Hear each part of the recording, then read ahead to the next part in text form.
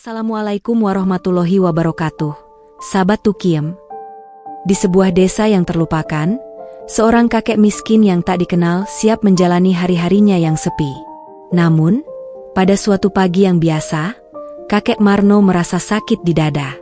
Ia memutuskan untuk pergi ke dokter, sesuatu yang tak pernah ia lakukan selama bertahun-tahun. Ketika ia tiba di ruang praktek, seorang perawat menatapnya dengan curiga. "Maaf, kami tidak bisa menerima pasien tanpa janji." Namun, ketika dokter melihatnya, segala sesuatunya berubah. Apa yang tersembunyi di balik sosok kakek ini yang membuat dunia seketika berbalik arah? Kehidupan kakek Marno tidak pernah mudah. Sejak muda, ia sudah terbiasa hidup di bawah garis kemiskinan. Bahkan kini, di usianya yang telah menginjak 75 tahun, hidupnya masih sederhana, terlalu sederhana. Kakek Marno tinggal di sebuah gubuk kecil di pinggiran desa yang hampir tidak pernah terjamah oleh kemajuan zaman. Di pagi hari, ia selalu bangun sebelum matahari terbit, memulai hari dengan doa syukur dan segelas air dingin dari sumur yang tak jauh dari rumahnya. Meski usianya sudah senja, kakek masih bersemangat bekerja, menyadari bahwa untuk bertahan hidup, ia harus bekerja keras. Setiap hari, kakek Marno menyadap getah dari pohon karet yang ditanamnya di kebun kecil belakang rumah. Kebun yang ia rawat dengan penuh kasih sayang itu bukan hanya untuk menghasilkan getah, tetapi juga untuk memberi sedikit harapan bagi hidupnya yang penuh perjuangan. Kakek tidak pernah mengeluh tentang hidupnya. Baginya, kerja keras adalah bentuk rasa syukur atas kehidupan yang telah diberikan kepadanya. Namun, meskipun usahanya tak pernah berhenti, hidupnya tetap serba kekurangan. Satu-satunya yang membuat hidupnya lebih berwarna adalah cucu perempuannya, Lestari. Lestari adalah darah daging anak dari anak kakek Marno yang sudah lama meninggal akibat kecelakaan. Lestari kecil sudah ia anggap seperti anaknya sendiri.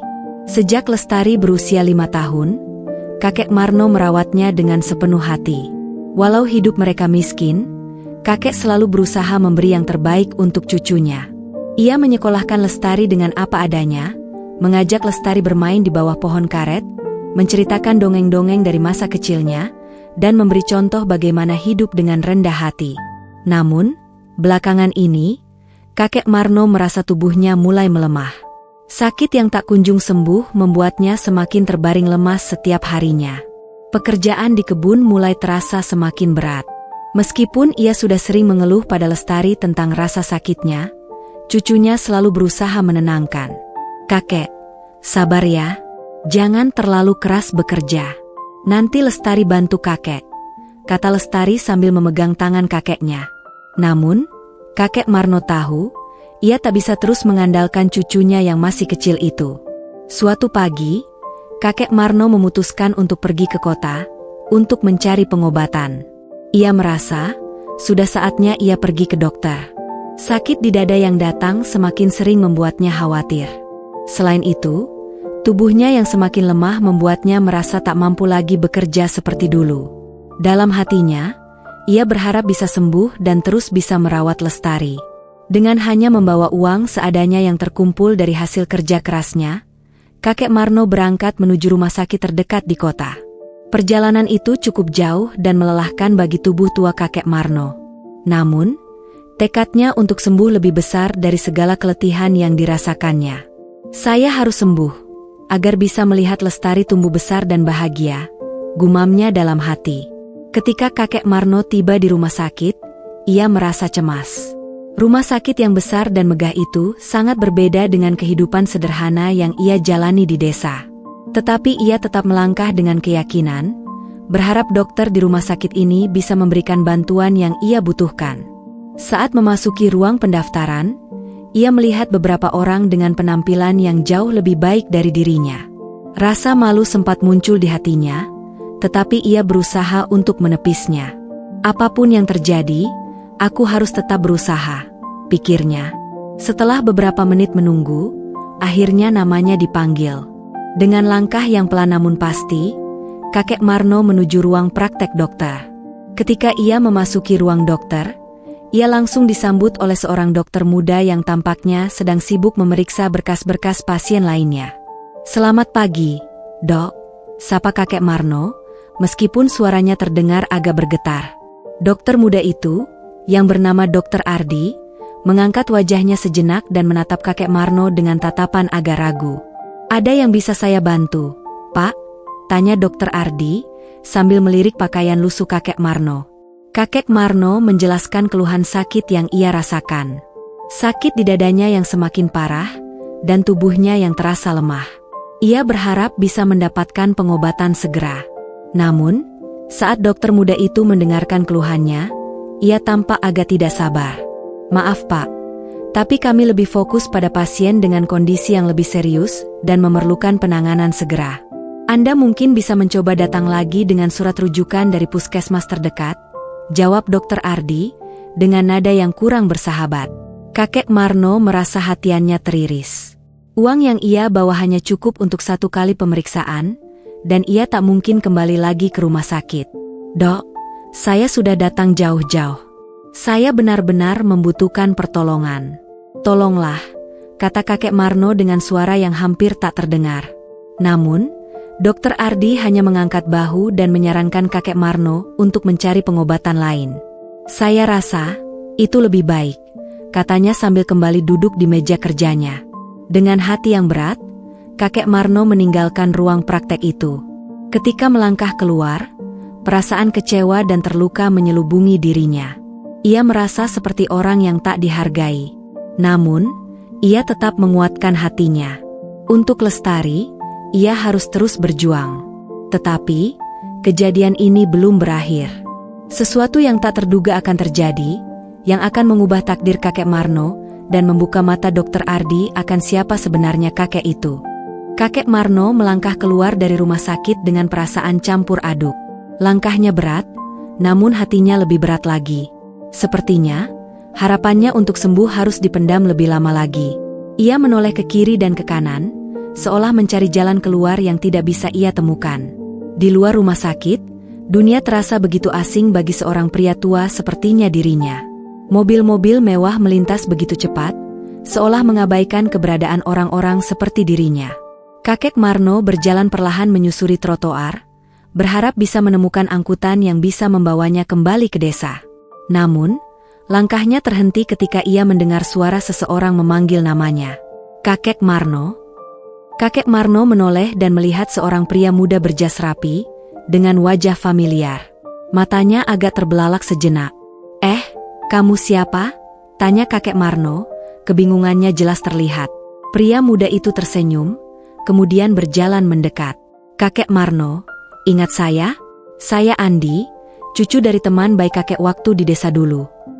Andi adalah salah satu anak dari teman dekat kakek Marno yang tinggal di kota.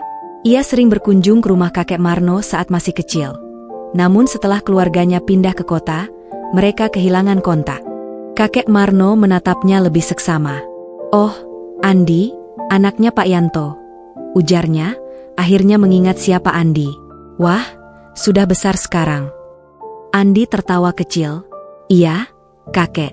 Sudah lama ya kita nggak bertemu.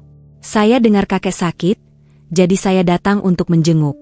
Tapi saya nggak tahu kalau kakek datang ke rumah sakit." Kakek Marno mengangguk pelan. "Iya, saya tadi ke dokter. Tapi sayang sekali saya tidak bisa mendapat pengobatan. Mungkin saya harus kembali ke desa." Andi yang melihat raut wajah kakek Marno, tahu betul betapa berat hati kakek. Ia tidak bisa membiarkan kakek kembali begitu saja tanpa ada bantuan. "Kakek, jangan khawatir. Saya kenal dengan dokter di sini, Dokter Ardi. Saya yakin kalau dia tahu siapa kakek, pasti akan diberi perhatian lebih." Kakek Marno terdiam. Meski hatinya sudah penuh kecewa, ia merasa sedikit tergerak oleh tawaran Andi. Saya sudah diperlakukan seperti itu, Andi. Rasanya saya nggak pantas lagi datang ke sana," jawab kakek Marno dengan suara pelan. Andi menarik napas panjang. "Kakek, saya paham perasaan kakek. Tapi tolong, beri kesempatan untuk saya bantu. Kita pergi bersama-sama, saya akan pastikan Dokter Ardi tahu siapa kakek sebenarnya." Kakek Marno mengerutkan dahi. "Siapa saya sebenarnya?" tanya kakek Marno, heran. "Saya hanya seorang kakek tua yang hidup di desa, bekerja keras setiap hari. Tak ada yang istimewa." Andi tersenyum, meski wajahnya terlihat serius.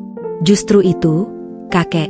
Yang membuat kakek istimewa adalah pengalaman hidup dan perjuangan yang kakek jalani selama ini. Dokter Ardi perlu tahu siapa kakek sebenarnya. Kakek Marno mulai merasa ada sesuatu yang berbeda. Tidak ada salahnya untuk mencoba, setidaknya ia bisa berharap sedikit lagi. Di ruang praktek Dokter Ardi, kakek Marno kembali duduk di kursi yang sama seperti sebelumnya, kali ini ditemani oleh Andi. Andi berbicara dengan penuh percaya diri kepada Dokter Ardi yang sedang sibuk memeriksa berkas pasien lainnya. Dokter Ardi, saya ingin Anda mendengarkan dengan baik, kata Andi dengan nada serius. Ini adalah kakek Marno, seorang pejuang yang telah banyak berkorban untuk negara kita. Saya yakin Anda tahu siapa dia. Dokter Ardi menoleh, kebingungannya jelas terlihat. Maaf, Pak, saya tidak mengerti maksud Anda. Kami memang menerima pasien dari berbagai latar belakang, tetapi Andi memotong penjelasannya. Dokter Ardi, kakek Marno adalah seorang veteran perang kemerdekaan. Dia adalah bagian dari perjuangan yang membebaskan negeri ini. Seorang pejuang yang lebih dari sekadar seorang petani miskin. Saya ingin Anda tahu siapa dia sebelum Anda membuat keputusan tentang pengobatannya. Dokter Ardi terdiam, wajahnya berubah menjadi serius. Veteran perang kemerdekaan, ucapnya pelan, berusaha mencerna informasi itu. Andi melanjutkan, kakek Marno adalah bagian dari pasukan yang berjuang di masa-masa awal kemerdekaan, saat banyak pejuang yang tak dikenal melakukan pengorbanan besar untuk negeri ini. Kakek Marno mungkin tak pernah mendapat penghargaan atas jasanya, namun perjuangannya sangat besar. Itu sebabnya saya ingin Anda memberi perhatian lebih. Kakek Marno hanya diam. Tak menyangka bahwa Andi akan mengungkapkan masa lalunya seperti itu. Ia sendiri jarang berbicara tentang perjuangan masa lalu, karena baginya, itu adalah masa yang sudah lama berlalu. Ia lebih suka hidup sederhana dan tidak ingin dikenang sebagai pahlawan. Namun, Dokter Ardi, yang kini mulai menyadari siapa kakek Marno sebenarnya, langsung berdiri dan menghadap ke kakek Marno dengan wajah yang penuh rasa hormat. Mohon maafkan saya, Pak Marno. Saya tidak tahu Anda adalah seorang pahlawan. Tentu saja, kami akan segera memberikan perawatan yang Anda butuhkan. Silakan masuk ke ruang pemeriksaan. Kakek Marno terkejut dengan perubahan sikap Dokter Ardi yang begitu drastis. Tadi ia ditolak dengan dingin, tetapi kini, setelah mengetahui identitasnya, Dokter Ardi langsung menyambutnya dengan penuh penghormatan. Kakek Marno hanya mengangguk pelan, merasa terharu. Terima kasih, Dok, ucap kakek Marno, dengan suara serak. Saya hanya ingin sembuh agar bisa terus menjaga cucu saya. Dokter Ardi mengangguk dengan penuh rasa hormat. Tentu, Pak Marno, kami akan melakukan yang terbaik untuk kesehatan Anda. Kakek Marno melangkah masuk ke ruang pemeriksaan, kali ini dengan hati yang lebih ringan. Meskipun perjalanan hidupnya penuh dengan tantangan dan penderitaan, hari ini ia merasa dihargai lebih dari sebelumnya. Ada harapan baru bagi kehidupannya, dan mungkin, bagi Lestari, masa depan yang lebih baik. Kakek Marno merasa tubuhnya mulai mengendur. Meskipun tak ada rasa sakit yang terlalu menyiksa lagi setelah diberikan obat oleh Dokter Ardi. Setelah beberapa jam menjalani pemeriksaan dan tes darah, dokter mengarahkan kakek Marno ke ruang rawat inap untuk istirahat. Selama beberapa hari ke depan, ia akan menjalani serangkaian perawatan intensif untuk memastikan kondisi jantung dan paru-parunya yang semakin memburuk. Di ruang rawat inap, kakek Marno ditempatkan di tempat tidur yang nyaman, jauh berbeda dengan tidur yang biasa ia rasakan di rumah gubuknya. Meski tubuhnya mulai lebih rileks, pikirannya terus berputar. Meskipun sudah berada di rumah sakit dengan fasilitas yang lebih baik, ia merasa tidak tenang. Apa yang terjadi jika Lestari kehilangan dirinya? Jika biaya perawatannya terlalu mahal dan ia tak mampu membayar? Kakek Marno melamun, termenung dalam kebingungannya. Tiba-tiba, pintu ruang perawatan terbuka, dan Andi masuk dengan membawa beberapa buah tangan. "Kakek, saya bawa makanan kesukaan kakek," ujar Andi sambil meletakkan tas plastik yang berisi nasi bungkus di meja samping tempat tidur. Kakek Marno tersenyum kecil, walaupun hatinya masih dihimpit rasa cemas. "Terima kasih, Andi. Tapi, apa yang terjadi jika perawatan ini terlalu mahal?" Saya tak punya cukup uang untuk membayar semua ini. Andi duduk di samping tempat tidur kakek Marno, mengusap tangan kakek yang sudah keriput. Kakek, jangan pikirkan itu. Saya akan membantu semampu saya. Biarkan kami yang mengurus hal-hal seperti itu. Meskipun Andi berbicara dengan penuh keyakinan, kakek Marno tetap merasa cemas. Saya tidak ingin menjadi beban bagi siapapun, Andi. Saya hanya hidup dengan kerja keras. Tidak ada yang lebih penting bagi saya selain memastikan Lestari bisa tumbuh bahagia. Andi memandang kakeknya dengan pandangan yang dalam. Kakek, kadang-kadang kita tak bisa menanggung beban hidup seorang diri. Banyak orang yang siap membantu. Dan yang lebih penting, perjuangan kakek selama ini adalah sebuah warisan yang tak ternilai. Lestari akan selalu tahu bahwa kakek adalah pahlawan bagi dia. Kakek Marno terdiam. Kata-kata Andi seperti sebuah pelukan yang menghangatkan hatinya yang lelah. Ia mengangguk pelan, meski hatinya masih ragu. Dokter Ardi datang untuk memeriksa kondisi kakek Marno. Setelah mengamati hasil tes dan mendengarkan keluhan kakek, ia menyimpulkan bahwa kondisi kakek Marno cukup serius. Namun masih bisa ditangani dengan perawatan yang tepat. Pak Marno, kami akan memulai perawatan intensif dalam beberapa hari ke depan. Saya yakin dengan perawatan yang optimal, kondisi jantung dan paru-paru Anda bisa membaik. Namun, kakek Marno masih merasa cemas. Dokter, apakah saya bisa kembali bekerja seperti dulu? Saya tidak ingin hidup hanya bergantung pada orang lain. Dokter Ardi tersenyum penuh pengertian. Saya mengerti perasaan Anda, Pak Marno. Tapi kita harus realistis. Kondisi Anda perlu waktu untuk pulih sepenuhnya. Saya akan memberikan pengobatan terbaik, dan setelahnya, Anda bisa kembali menjalani aktivitas ringan. Tapi jangan terlalu terburu-buru. Kakek Marno menundukkan kepala. Ada perasaan lega, tapi juga perasaan khawatir yang belum hilang sepenuhnya. Ia merasa, dirinya tak akan pernah benar-benar bebas dari beban kehidupan yang sulit. Hari-hari berlalu, dan perawatan kakek Marno mulai menunjukkan hasil. Meskipun tubuhnya belum sepenuhnya pulih, setidaknya ia merasa lebih kuat dan lebih bertenaga. Di hari ketiga perawatannya, Dokter Ardi kembali memeriksa kondisinya dan memberikan kabar baik. Pak Marno, hasilnya menunjukkan perbaikan yang signifikan. Saya rasa, dalam waktu seminggu, Anda sudah bisa pulang dan beristirahat di rumah.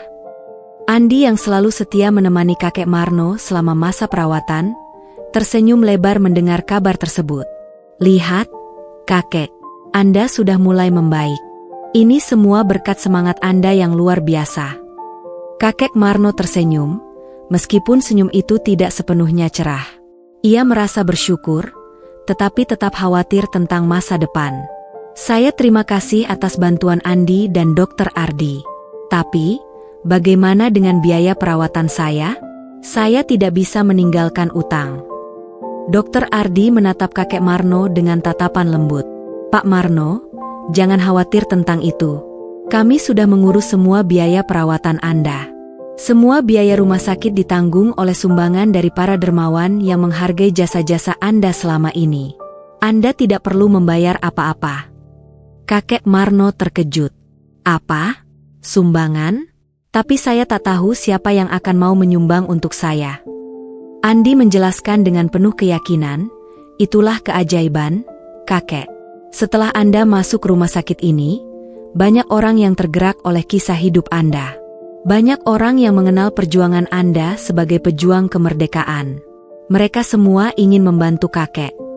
Kakek Marno merasa seperti terbang ke langit.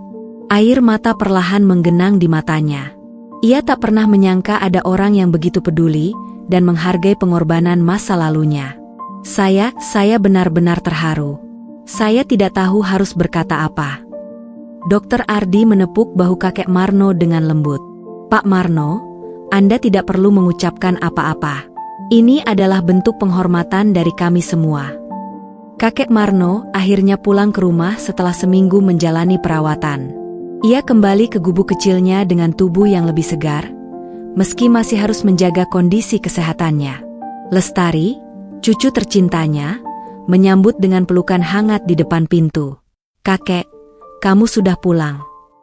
Lestari berlari dan memeluk kakek Marno dengan penuh kebahagiaan. Kakek Marno mengangkat Lestari ke pelukannya dan tersenyum, walaupun senyumnya masih tampak kelelahan. "Iya, Nak, kakek sudah pulang. Terima kasih sudah menunggu kakek." Lestari tersenyum lebar, matanya berbinar. "Kakek, apa yang terjadi? Kakek kok pulang sehat lagi?" Kakek Marno menatap cucunya dengan penuh kasih sayang. "Kakek hanya ingin kamu tahu, Lestari, hidup itu penuh perjuangan. Kadang kita merasa tak ada yang peduli, tapi percayalah, di luar sana, masih ada banyak orang yang menghargai kebaikan dan pengorbanan kita." Lestari memeluk kakek Marno lebih erat, sambil berkata, "Saya bangga punya kakek seperti kamu." Kakek Marno menatap langit yang cerah. Ia tahu, meskipun hidupnya sederhana dan penuh tantangan, hidupnya kini lebih berarti.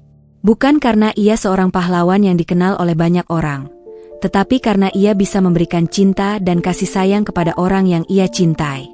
Kehidupan kakek Marno kembali berjalan dengan ritme yang penuh ketenangan. Meskipun ia baru saja pulih dari sakit yang cukup serius, semangat hidupnya kembali terjaga. Setiap pagi, ia mulai bangun lebih pagi dari biasanya, menyapa mentari yang mulai terbit di balik pepohonan karet di sekitar rumahnya. Ia kembali menjalani aktivitas harian dengan lebih tenang dan sabar. Meskipun tubuhnya belum sepenuhnya pulih, ia merasa lebih kuat. Yang paling penting, ia merasa diberkahi dengan kesempatan untuk melihat cucunya, Lestari, tumbuh dengan penuh harapan. Lestari, yang kini beranjak remaja, semakin menunjukkan bakat dan kecerdasannya. Meskipun hidup mereka sederhana, kakek Marno selalu mengajarkan Lestari pentingnya ilmu dan kerja keras. Setiap sore, setelah selesai mengerjakan pekerjaan rumah dan membantu kakek di kebun, Lestari duduk bersama kakek Marno untuk belajar. Kakek tidak pernah berhenti memberi semangat, meskipun ia sendiri tidak pernah mengenyam pendidikan formal. "Kakek, saya ingin jadi dokter," kata Lestari suatu sore setelah menyelesaikan tugas sekolahnya. Kakek Marno menatap cucunya dengan tatapan penuh kebanggaan. "Menjadi dokter itu bukan hal yang mudah, Nak, tapi kalau kamu ingin, kakek yakin kamu bisa. Belajarlah dengan tekun, dan jangan pernah menyerah." Kakek tidak bisa memberikan banyak hal, tapi kakek bisa memberi semangat dan doa. Lestari tersenyum, merangkul kakeknya dengan hangat. "Terima kasih, kakek. Saya akan berusaha sebaik mungkin." Semangat Lestari untuk terus belajar menjadi penyemangat terbesar bagi kakek Marno. Meskipun kadang tubuhnya terasa lelah dan usia yang semakin lanjut membuatnya mudah terserang penyakit, ia tidak ingin berhenti berharap. Harapan itu ada pada Lestari, cucunya yang ia cintai lebih dari apapun. Namun, kehidupan tak selalu berjalan mulus. Di suatu pagi yang cerah, ketika kakek Marno sedang duduk di luar rumah menikmati udara segar, Andi datang mengunjungi lagi, kali ini dengan wajah yang lebih serius. "Kakek, ada yang ingin saya bicarakan," kata Andi, sambil duduk di samping kakek Marno. "Tentang biaya perawatan kakek yang sudah dibayar oleh dermawan." Kakek Marno menatap Andi dengan cemas. "Apa yang terjadi, Andi?" "Saya sudah bilang, saya tidak ingin menjadi beban bagi siapapun. Saya tidak bisa menerima sumbangan begitu saja." Andi menghela napas panjang. "Kakek, saya tahu kakek merasa tidak nyaman dengan bantuan orang lain. Tapi yang saya ingin bicarakan adalah sesuatu yang lebih besar. Ternyata, banyak orang yang ingin memberi penghormatan kepada kakek atas jasa-jasanya selama Perang Kemerdekaan. Mereka berencana untuk mengadakan sebuah acara untuk mengumpulkan dana yang akan digunakan untuk kepentingan kakek dan Lestari. Mungkin dengan bantuan ini, kita bisa membuat hidup kalian lebih baik." Kakek Marno terkejut. "Acara? Untuk saya?" tanyanya, suaranya bergetar. "Saya tidak tahu harus berkata apa. Saya hanyalah seorang pejuang yang sudah lama terlupakan. Tidak perlu ada acara atau penghargaan untuk saya." Andi menatap kakek Marno dengan penuh pengertian. "Kakek, banyak orang yang tahu dan menghargai perjuangan Anda. Ini bukan hanya tentang uang atau hadiah. Ini adalah cara mereka mengungkapkan rasa terima kasih atas pengorbanan yang telah kakek lakukan demi bangsa ini. Anda tidak perlu merasa malu atau bersalah." Kakek Marno terdiam. Ia tak pernah menginginkan penghargaan atau perhatian. Baginya, hidup yang sederhana bersama cucunya sudah cukup. Namun, ia tahu bahwa mungkin ini adalah kesempatan untuk memberi kehidupan yang lebih baik bagi Lestari, dan untuk membuktikan pada cucunya bahwa pengorbanan dan kerja keras tak pernah sia-sia. Beberapa minggu setelah perbincangan itu, acara penghargaan untuk kakek Marno akhirnya digelar di desa. Acara yang sederhana namun penuh makna itu dihadiri oleh para pejuang veteran, keluarga, dan juga sejumlah tokoh masyarakat. Andi, yang bekerja keras mengorganisir acara tersebut, berdiri di sisi kakek Marno dengan penuh rasa bangga. Kakek Marno, yang awalnya ragu dan enggan, akhirnya setuju untuk hadir.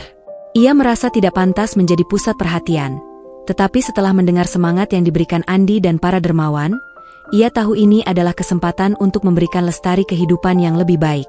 Di tengah acara, kakek Marno diminta untuk berbicara. Semua mata tertuju padanya. Kakek Marno berdiri di depan mikrofon, merasa gugup, namun ia tahu ini adalah momen yang penting, tidak hanya untuk dirinya, tetapi juga untuk Lestari. "Saudaraku yang saya cintai," kata kakek Marno dengan suara yang sedikit bergetar, namun penuh keteguhan. "Saya bukanlah orang yang pantas dihormati. Saya hanya seorang petani, seorang pejuang yang menjalani hidup dengan segala kekurangan. Namun, jika ada yang bisa saya berikan, itu adalah semangat untuk tidak pernah menyerah, tidak peduli seberapa beratnya hidup ini. Semua ini bukan untuk saya, tapi untuk generasi muda, terutama cucu saya, Lestari. Saya berharap dia bisa meraih cita-citanya, menjadi dokter, dan membantu orang-orang seperti kita." Semua orang terdiam, mendengarkan setiap kata yang keluar dari mulut kakek Marno dengan penuh perhatian. Beberapa orang bahkan terlihat terharu. Kata-kata sederhana namun penuh makna itu menyentuh hati mereka yang hadir. Setelah acara selesai, kakek Marno kembali ke rumah dengan hati yang lebih ringan. Ia merasa dihargai, meskipun ia tidak pernah menginginkan itu. Namun, di balik semua ini, ia tahu bahwa hidupnya telah memberi dampak bagi orang lain. Dan yang lebih penting, Lestari, cucunya yang ia cintai, memiliki masa depan yang lebih cerah.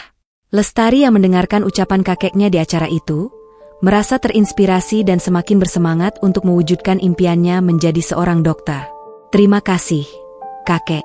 Semua yang kakek lakukan, semua perjuangan kakek, tidak akan saya sia-siakan," ucap Lestari, dengan mata yang berbinar penuh tekad. Kakek Marno tersenyum, menatap cucunya dengan penuh kebanggaan. "Jangan pernah menyerah, nak. Apapun yang terjadi, kakek selalu ada untukmu." Meskipun perjalanan hidup kakek Marno penuh dengan lika-liku yang berat, ia tahu bahwa setiap pengorbanan yang ia lakukan selama ini telah membuahkan hasil yang tak ternilai. Hidupnya kini bukan hanya untuk dirinya sendiri, tetapi untuk generasi yang akan datang, untuk Lestari, dan untuk bangsa ini yang telah ia perjuangkan. Harapan baru telah terlahir, dan kehidupan yang lebih baik kini ada di depan mata. Minggu-minggu setelah acara penghargaan itu, kehidupan kakek Marno dan Lestari mengalami perubahan yang cukup besar. Meskipun tidak menjadi kaya raya, kehidupan mereka terasa lebih ringan, lebih bersemangat. Berbagai sumbangan yang dikumpulkan selama acara penghargaan telah digunakan dengan bijak. Sebagian besar digunakan untuk biaya pendidikan Lestari yang semakin mendekati impiannya menjadi seorang dokter. Sebagian lagi disisihkan untuk kebutuhan rumah dan perawatan kakek Marno, sehingga ia bisa hidup lebih tenang. Namun, meski telah mendapatkan bantuan dan perhatian lebih dari banyak orang, kakek Marno tetap menjalani hidup dengan cara yang sederhana. Ia tidak ingin tergoda untuk hidup lebih mewah.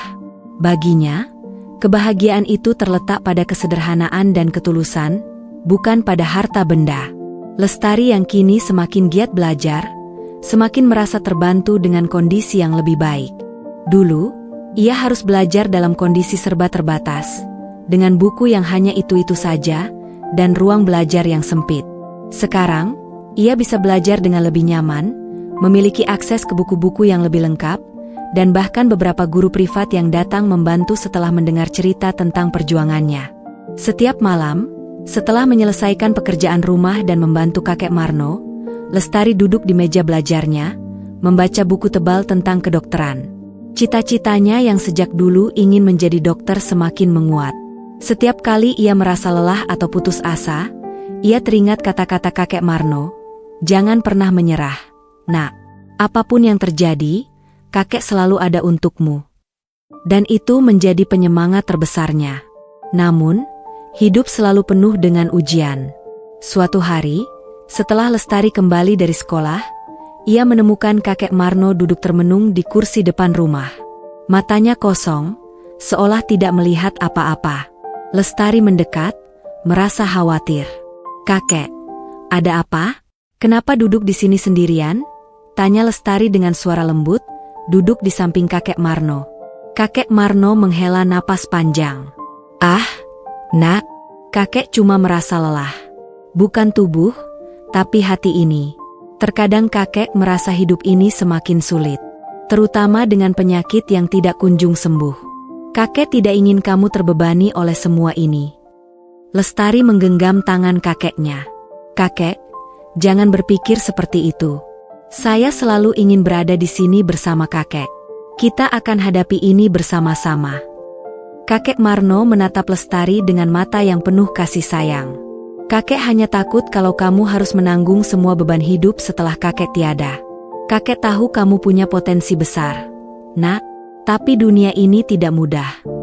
Lestari menatap kakeknya dengan penuh keyakinan. "Kakek, saya tidak takut. Justru kakek yang mengajari saya untuk tidak takut menghadapi hidup. Saya akan jadi dokter, dan saya akan berjuang untuk membuat kakek bangga. Saya berjanji."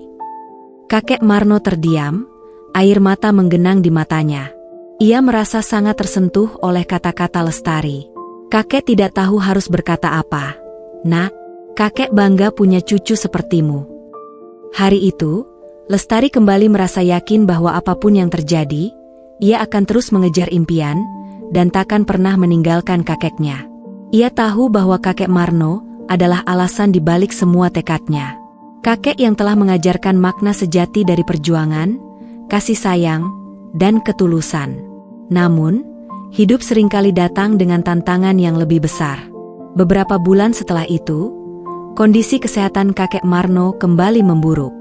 Jantungnya semakin lemah, dan ia harus dirawat kembali di rumah sakit. Lestari yang sedang berada di sekolah, mendapati kabar itu dari Andi yang datang berkunjung. Rasa khawatir langsung menyelimuti hatinya. Dengan cepat, Lestari bergegas pulang dan segera menemani kakek Marno di rumah sakit.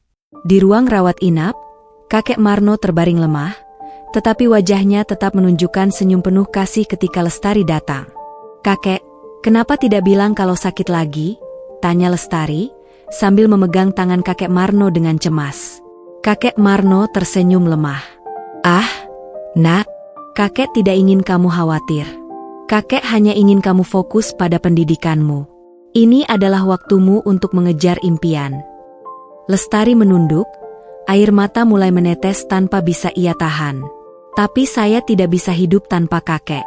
Saya ingin kakek terus bersama saya, untuk melihat saya menjadi dokter." Kakek Marno mengangkat tangannya, menyeka air mata cucunya dengan penuh kelembutan. "Nak, kakek sudah berumur. Kakek tahu waktunya sudah dekat.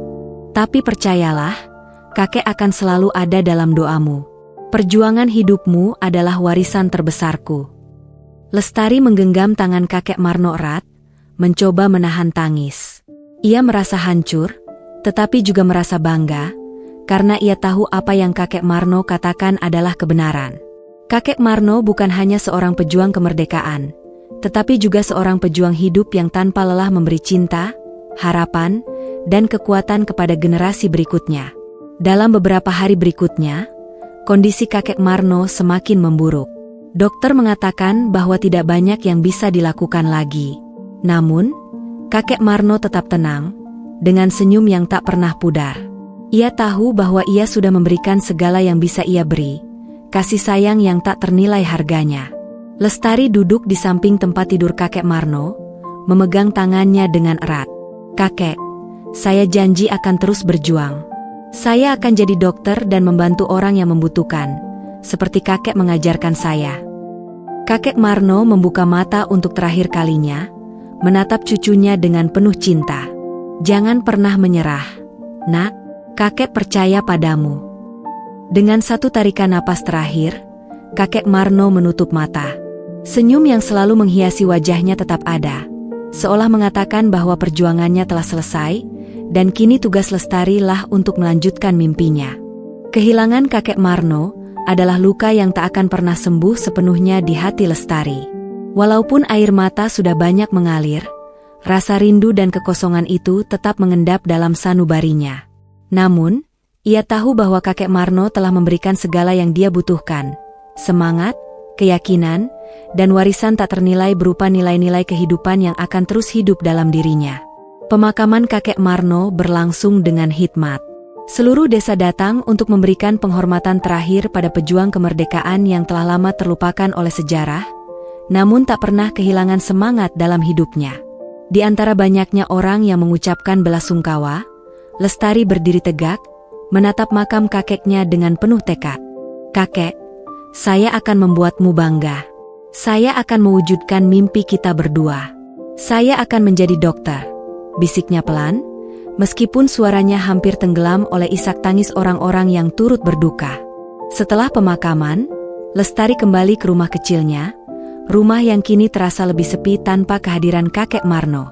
Namun, setiap sudut rumah itu mengingatkan Lestari pada kenangan indah bersama kakeknya, kenangan yang akan terus hidup dalam ingatannya. Lestari mulai kembali ke rutinitasnya. Meskipun dunia seolah-olah bergerak maju dengan cepat, baginya hidup tetap harus dijalani, dan impian harus tetap diperjuangkan. Hari-harinya dipenuhi dengan belajar keras, tanpa sedikit pun mengurangi semangat yang telah diajarkan kakek Marno.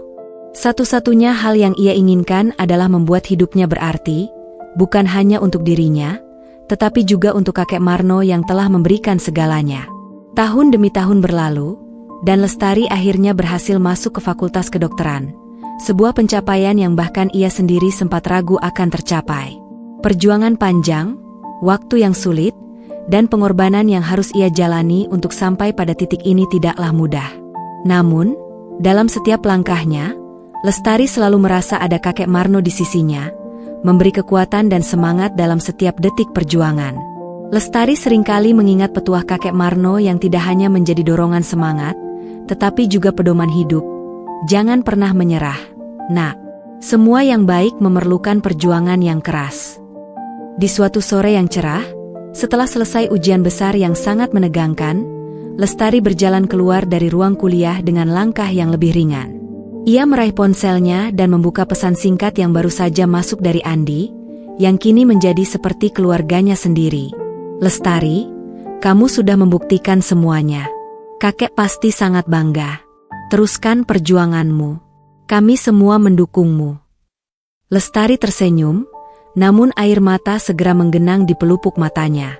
Rasa haru begitu mendalam, dan rasa rindu kepada kakek Marno kembali datang. Seolah-olah ia bisa merasakan pelukan hangat kakeknya, yang selalu memberikan semangat setiap kali ia merasa lelah dan putus asa. "Terima kasih, kakek," bisiknya, menatap langit yang mulai menguning dengan cahaya senja. "Saya pasti akan menggapai impian ini. Demi kakek, dan untuk semua yang sudah mendukung saya." Di malam hari, Lestari duduk sendirian di kamar kosnya, di meja belajarnya yang penuh dengan buku kedokteran. Di luar sana, kehidupan terus berjalan dengan kesibukannya sendiri, namun hatinya seakan terhubung dengan masa lalu yang penuh kenangan indah bersama kakek Marno. Ia menatap foto kakek yang terpasang di dinding dekat meja belajarnya, senyum hangat kakek Marno seperti menyemangatinya. "Kakek, saya akan terus berjuang. Tak ada lagi yang bisa menghalangi saya untuk mewujudkan semua yang kakek impikan untuk kita berdua." Waktu terus berjalan. Lestari akhirnya menyelesaikan studinya dan resmi diwisuda sebagai seorang dokter. Pada hari itu, ia berdiri di panggung dengan toga di kepala, merasakan kebanggaan yang luar biasa.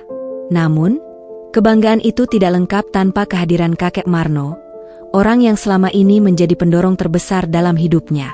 Di atas panggung, Lestari menyampaikan pidato singkat, mengucapkan terima kasih kepada semua orang yang telah membantunya, tetapi ada satu pesan khusus yang ia sampaikan dari lubuk hati yang paling dalam. "Ini adalah untuk kakek Marno, yang telah memberi saya semua yang saya butuhkan untuk sampai di sini. Kepercayaan, semangat, dan ketulusan hati. Tanpa kakek, saya mungkin tak akan pernah sampai di titik ini. Terima kasih, kakek. Saya tahu kakek selalu ada di sini, dalam hati saya." Kata-kata itu disertai dengan air mata yang menetes perlahan, tetapi Lestari merasa bahwa ini adalah penghormatan terbaik yang bisa ia berikan. Di bawah langit yang cerah, di hadapan semua orang yang telah mendukungnya, Lestari merasa bahwa perjuangan panjangnya bukan hanya miliknya, tetapi juga milik kakek Marno, yang telah mengajarkan banyak hal tentang arti hidup yang sejati.